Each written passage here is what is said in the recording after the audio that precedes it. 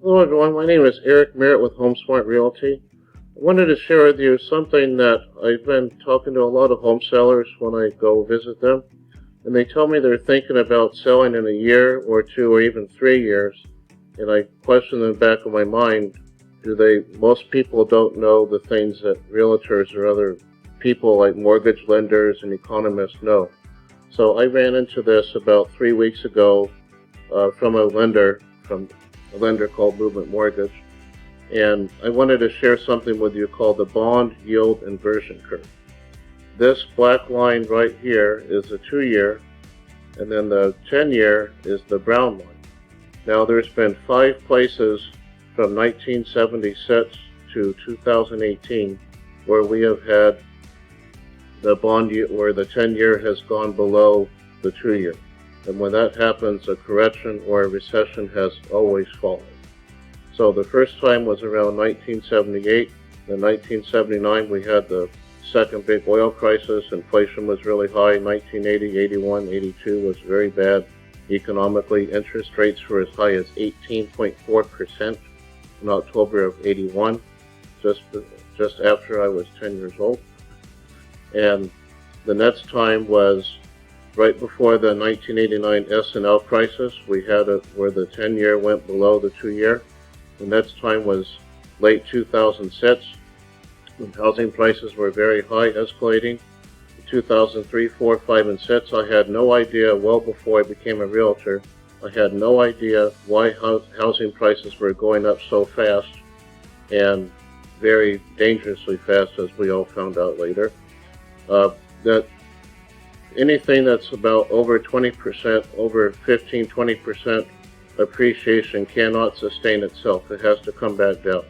So ever since 2011, which has been the bottom of most cities, we've had appreciation rates anywhere from 4, 5, sometimes as high as 10%, which is sustainable appreciation because it is based on appraisals that are in check.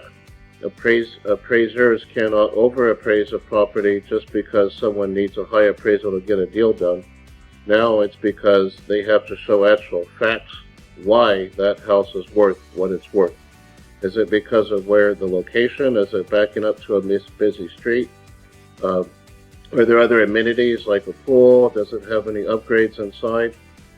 And also comparing it with the comparables. Those are all things that appraisers have to be very careful of, because if they have too many appraisals that are red flagged from a company, the federal agencies, the Housing Administration, can't put them out of business. So that's something to know.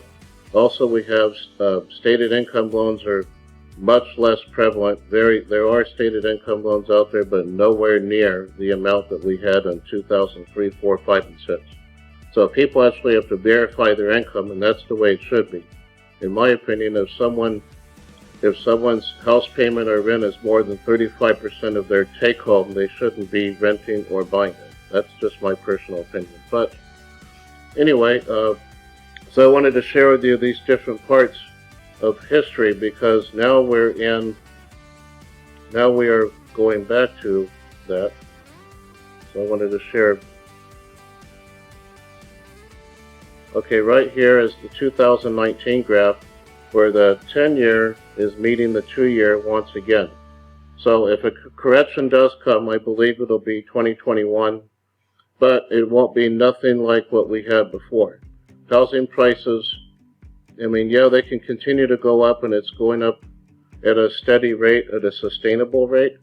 So, and interest rates are very, very low. They're below 4%. I had someone got them qualified 3.5% FHA loan. So interest rates, that'll be the next video that I wanted to share with you. So also the unemployment rate, if it goes over 4.1%, anytime we have an unemployment spike or 0.5% or more, that's another financial indicator. So any of you that are considering selling, just pay attention to the economic indicators to protect your equity. That's all I am saying in this video. So make sure you protect your equity so you're not chasing when it goes on the way down at some point. Anyway, I will talk to you all soon. Please give me a call at 480-999-6061. Thank you.